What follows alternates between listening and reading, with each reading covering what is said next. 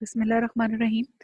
Database systems के online lecture 5 के अंदर हम लोग इस वक्त प्रेजेंट हैं और इसके कंटेंट्स हैं ऑल्टरिंग एंड एग्जिस्टिंग टेबल, जिसके अंदर हम लोगों ने कुछ चीज़ों को देखना है। सबसे पहले जैसे आ जाता है हमारे पास adding a column in a table, deleting a column in a table, modifying a column in a table, deleting table, truncating a table. बारी बारी इन सबको हम देखते हैं। सबसे पहले हमने क्या देखना है, ऑल्टरिंग एंड एग्जिस्टिंग टेबल। आपको अगर याद हो तो लास्ट लेक्चर के अंदर जो हमारा लेक्चर नंबर 4 था, उसके अंदर हमने ये देखा था कि हम टेबल को बनाते किस तरह से, यानी कि क्रिएटिंग अ टेबल। उसके लिए हमने क्या किया था, हमने कीवर्ड यूज किया था क्रिएट टेबल का, और उसके आगे जो नाम रखना चाह रहे थे हम टेबल का, हमने वो रखा था।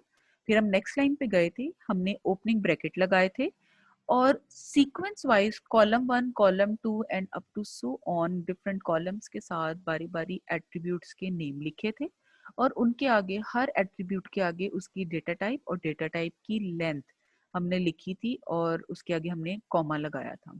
और लास्ट में जब हमने सारे attributes with their data types लिख ली थी तो हमने क्लोजिंग ब्रैकेट लगाया था और उसके बाद हमने सेमीकोलन लगाया था। तो वहां पर ये था कि वो टेबल हम फर्स्ट टाइम क्रिएट कर रहे थे। अभी हम जो बात कर रहे हैं ऑल्टरिंग एन एग्जिस्टिंग टेबल, इसका मतलब ये है कि आप ऑलरेडी एक टेबल क्रिएट कर चुके हैं, और अगर आप उसके अंदर, उसके स्ट्रक्चर के अंदर, यानी कि आप क्या करना चाह रहे हैं कि अगर इन केस आपने कोई कॉलम है, आप उसको नया कोई कॉलम ऐड करना चाह रहे हैं जो आपके पास ऑलरेडी टेबल बना हुआ है, या किसी कॉलम को आप अपने एग्जिस्टिंग टेबल में से डिलीट करना चाह रहे हैं, या ऑलरेडी आपका कोई टेबल बना हुआ था, उसके अंदर वैल्यूज पड़ी हुई हैं, उसके अंदर एट्रीब्यूट्स पड़े हुए हैं, और आप किसी एट्रीब्यूट की डेटा टाइप चेंज करना चाह रहे हैं, तो उन सब के लिए हम क्या करते हैं, हम ऑल्टर टेबल की कमांड को यूज करते हैं। अब ये ऑल्टर टेबल की कमांड है क्या? The alter table statement is used to add or drop columns in an existing table. It is used to change the data type of an existing field of the table. और नीचे उसके तीनों portions आ जाते हैं जो वो करना चाह रहा था, add column, drop column and modify column. सबसे पहले हम देखते हैं एडिंग अ कॉलम, कि हम कॉलम को किस तरीके से ऐड कर सकते हैं, यानी कि नया कॉलम हम किस तरह से ऐड कर सकते हैं ऑलरेडी एग्जिस्टिंग टेबल के अंदर। आप लोगों को अगर लास्ट टाइम याद हो तो हमने एम्प्लॉय के नाम का एक टेबल बनाया था, जिसके एट्रीब्यूट्स हमने क्या रखे थे, एम्प्लॉय नंबर रखा था, एम्प्लॉय नेम रखा था, हमने उसकी सैलरी रखा था और डिपार्टमेंट नंबर रखा था। तो यहाँ पर हम क्या करते हैं, एडिंग कॉलम के लिए सिंटेक्स आप इसका देख लें। ऑल्टर टेबल हमारे पास कीवर्ड आ जाता है और उसके आगे टेबल अंडरस्कोर नेम जो लिखा हुआ है, यहाँ पे आप उस टेबल का नाम रखेंगे, लिखेंगे, जिसके कॉलम के अंदर या कोई नया कॉलम जिसके अंदर आप ऐड करना चाहते हैं। और नया कॉलम ऐड करने के लिए आप क्या करेंगे, बिल्कुल उसकी नेक्स्ट लाइन के अंदर आप ऐड का कीवर्ड यूज करेंगे, और उसके आगे जो नया कॉलम का नाम रखना चाह रहे थे आप वो लिखेंगे, एंड अगेन उसके आगे आप उसकी डेटा टाइप बता के इस क्यूरी को क्लोज कर देंगे बाय यूजिंग सेमीकोलन। एग्जांपल आप इसकी देख लें। क्वेश्चन उन्होंने दिया हुआ है, write a query to add a column city in employ table. अब वो क्या कहते हैं, वो कहते हैं कि एक नया कॉलम ऐड करें और उस कॉलम का आपने नाम क्या रखना है, सिटी रखना है, और किस जगह पे रखना है उन्होंने टेबल का नेम भी बता दिया है, एम्प्लॉय के लिए। अब उसके लिए हम क्या करेंगे, क्योंकि उन्होंने कहा कि ऑलरेडी एग्जिस्टिंग टेबल है जिसके अंदर सिर्फ आपने एक नया एट्रीब्यूट ऐड करना है सिटी के नाम का, तो हम क्या करेंगे, हम लिखेंगे ऑल्टर टेबल। ऑल्टर टेबल हमारे पास क्या आ गया था, कीवर्ड आ गया था, और उसके आगे हमने लिख दिया ईएमपी। ईएमपी क्या था, उसी एम्प्लॉय के टेबल का नाम था जो हमारे क्वेश्चन के अंदर ऑलरेडी उन्होंने मेंशन किया हुआ था। फिर नेक्स्ट लाइन पे हम क्या करेंगे, हम लिखेंगे ऐड, और ऐड के आगे हमने क्या कहा था, हमने उस कॉलम का नेम लिखना था जो हमें क्वेश्चन में दिया हुआ था, और क्वेश्चन में हमें उन्होंने क्या दिया हुआ है, सिटी दिया हुआ है। तो हम क्या लिखेंगे, हम लिखेंगे ऐड का कीवर्ड, उसके आगे हम सिटी लिखेंगे, एंड अगेन सिटी के आगे जो आप सिटी से रेलेवेंट आपको लगता है कि उसकी डेटा टाइप हो सकती है, वो डेटा टाइप आप लिख देंगे। हमने यहाँ पे वर्ड चार लिख दिया, और ब्रैकेट के अंदर हमने क्या लिख दिया, हमने उसकी लेंथ बता के क्यूरी को क्लोज कर दिया बाय यूजिंग सेमीकोलन। उसके बाद नेक्स्ट हमारे पास आ जाता है कि अगर हमारे पास कोई कॉलम मौजूद है ऑलरेडी एग्जिस्टिंग टेबल के अंदर और हम उसको रिमूव करना चाह रहे हैं, यानी कि हम उसको डिलीट करना चाह रहे हैं, तो उसके लिए हम जो कमांड यूज करते हैं या क्यूरी यूज करते हैं वो है ड्रॉप का कीवर्ड। उसके लिए हम क्या करेंगे, हम लिखेंगे ऑल्टर टेबल, वो हमारा सेम मेथड है पुराने वाला, उसके आगे टेबल का नेम आ जाएगा। और नेक्स्ट लाइन पे हम क्या करेंगे, जैसे पिछली क्यूरी में जब हमने ऐड करना था तो हमने ऐड का कीवर्ड यूज किया था। अब क्योंकि हमने यहाँ पर रिमूव करना है या ड्रॉप करना है, तो उसके लिए हम कीवर्ड जो यूज करेंगे वो है ड्रॉप कॉलम।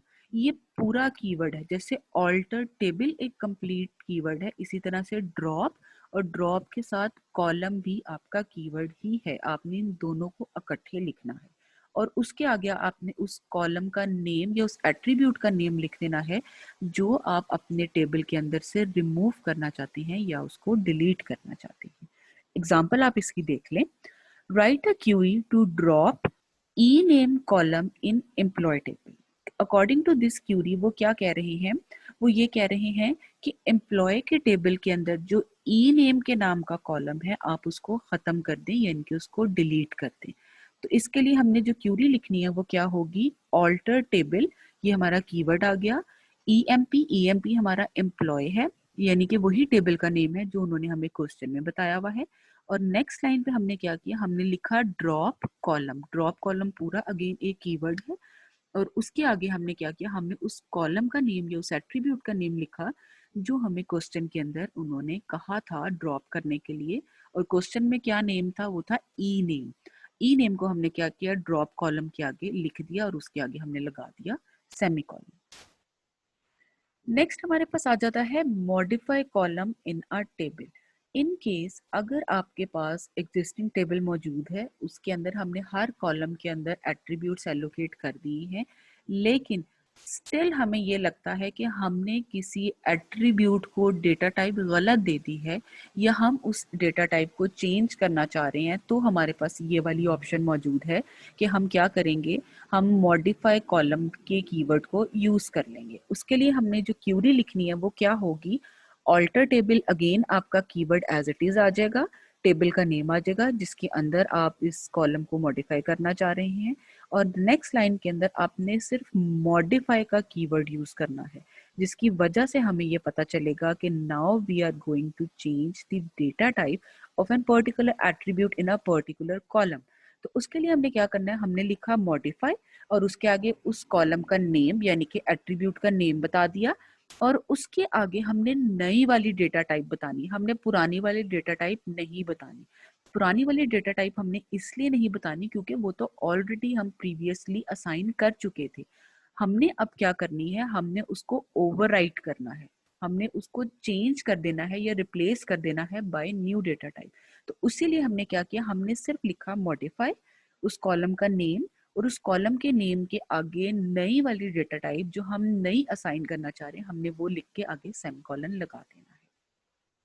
एग्जाम्पल आप इसकी देखो, write a query to modify the data type of city column to char in employ table. अब आप देखो क्वेश्चन के अंदर भी उन्होंने बड़ा क्लियरली बताया हुआ है कि सिटी की जो भी डेटा टाइप थी पहले, उसको आप कैरेक्टर के अंदर चेंज कर दें। आप ये देखिए कि आपको इस क्वेश्चन के अंदर कहीं पर भी सिटी की पुरानी डेटा टाइप मेंशन नहीं है।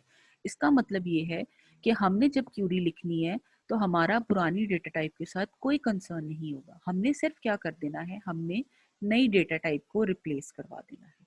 तो इसके सोल्यूशन के लिए क्या होगा, again alter table as it is आ गया, उसके आगे टेबल का नेम एम्प्लॉय आ गया और नेक्स्ट लाइन पे हमने क्या किया, क्योंकि अब हम मॉडिफाई कर रहे हैं तो हमने मॉडिफाई का कीवर्ड यूज किया और ब्रैकेट के अंदर आपने मॉडिफाई के आगे ब्रैकेट लगाना है।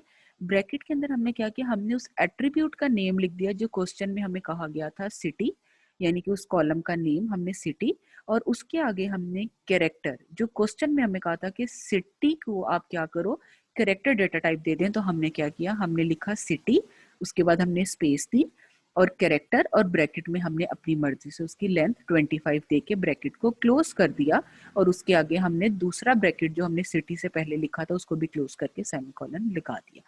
अब इसका रिजल्ट क्या होगा, अगर पहले आपने सिटी को फॉर एग्जांपल वर्ड चार दिया हुआ था और वर्ड चार के अंदर हमने ये कहा था कि वर्ड चार की स्पेशलिटी ये है कि इसकी लेंथ एक्सीड की जा सकती है, लेकिन अब हमने अगर उसको कैरेक्टर डेटा टाइप दे दी है तो आगे आप जितनी भी वैल्यूज इंसर्ट करेंगे अगर वो 25 कैरेक्टर से लॉन्ग होंगी तो 25 कैरेक्टर से ऊपर जितने भी कैरेक्टर्स गए थे वो सारे के सारे क्या हो जाएंगे, ड्रॉप हो जाएंगे, यानी कि इग्नोर हो जाएंगे, वो प्रिंट नहीं होंगे या शो नहीं होंगे। ये आपका डिफरेंस आ जाता है।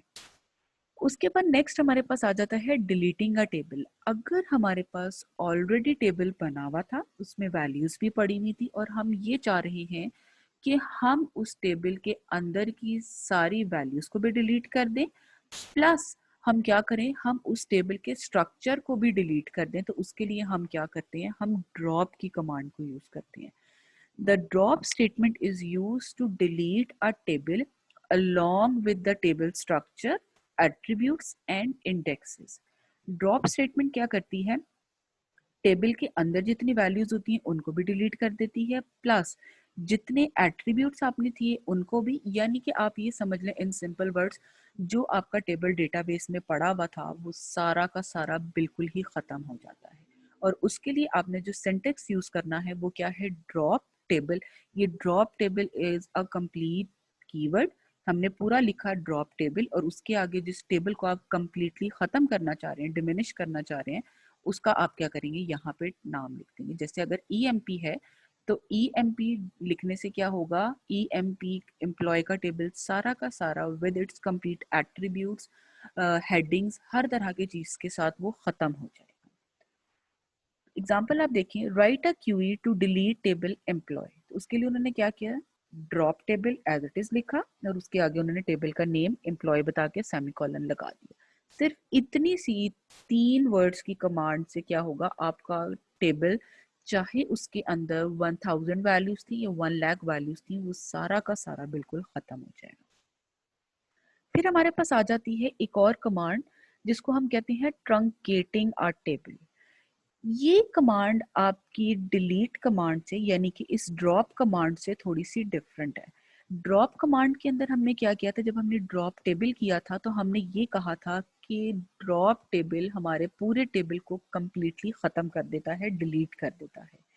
लेकिन जब हम ट्रंकेट टेबल की बात करते हैं तो ये क्या करता है, the truncate table statement is use to delete all data in a table.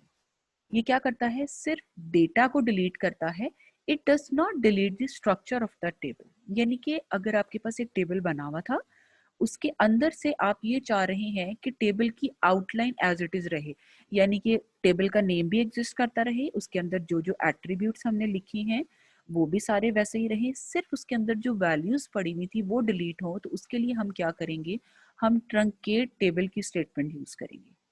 ये क्या करता है, it does not delete the structure of the table, यानी कि एट्रीब्यूट्स की हेडिंग्स भी वैसे ही रहेंगी और इसके अलावा अगर आपने जो टेबल का नेम रखा था वो भी एज इट इज रहेगा। इसको लिखने के लिए हमने क्या यूज करना होता है, सिंटेक्स हम लिखते हैं ट्रंकेट टेबल का कीवर्ड एज इट इज और उसके आगे जिस टेबल को आप डिलीट करना चाहती हैं यानी कि ट्रंकेट करना चाहती हैं आप उसका नेम लिख देंगे। एग्जाम्पल में है, write a query to delete all data in employ table. अब आप यहाँ पे देखिए इस स्टेटमेंट के अंदर उन्होंने ये नहीं कहा कि कंप्लीटली आप एम्प्लॉय के टेबल को डिलीट करें, बल्कि उन्होंने ये कहा है कि एम्प्लॉय टेबल के अंदर से सारे डेटा को डिलीट करें, यानी कि टेबल का स्ट्रक्चर आपका एज इट इज रहना चाहिए। तो उसके लिए हमने क्या किया, हमने लिखा truncate table as it is keyword और उसके आगे हमने उस टेबल का नेम लिख दिया। अब एक चीज बहुत जरूरी है आप लोगों को माइंड में रखना कि what is the basic difference between the drop command and the truncate command. क्योंकि अक्सर स्टूडेंट्स क्या करते हैं, ड्रॉप कमांड को और ट्रंकेट कमांड को मिक्स कर देते हैं। आप सबसे पहले ये देखो, इसकी क्वेश्चन लिखने के तरीके में ही डिफरेंस है। यहाँ पे उन्होंने क्वेश्चन में बड़ा सिंपल और क्लियरली मेंशन किया है, write a query to delete table employ. Simple उन्होंने छोटी सी बात की है कि सारे टेबल को डिलीट कर दो। जब सारे टेबल को डिलीट करने की बात आती है तो इसका मतलब ये है कि they are asking to delete the all values plus all attributes and all the structure. तो उसके लिए हमने क्या यूज किया, हमने ड्रॉप टेबल को यूज किया। और दूसरी आप ट्रंकेट की क्यूरी आप देखो, वो कहता है write a query to delete all data in employ table. वो सिर्फ डेटा को डिलीट करने की बात कर रहा है, टेबल की एग्जिस्टेंस को डिलीट करने की बात नहीं कर रहा। तो इसीलिए उसके सोल्यूशन में हमने क्या किया, हमने ट्रंकेट की कमांड को यूज की। अगर आप बाय मिस्टेक यहाँ पर ड्रॉप की कमांड यूज कर लेते हैं तो वो क्या करेगा, एम्प्लॉय का complete table with its structure सब कुछ डिलीट कर देगा, यानी कि एम्प्लॉय टेबल की एग्जिस्टेंस कंप्लीटली खत्म हो जाएगी। Thank you very much.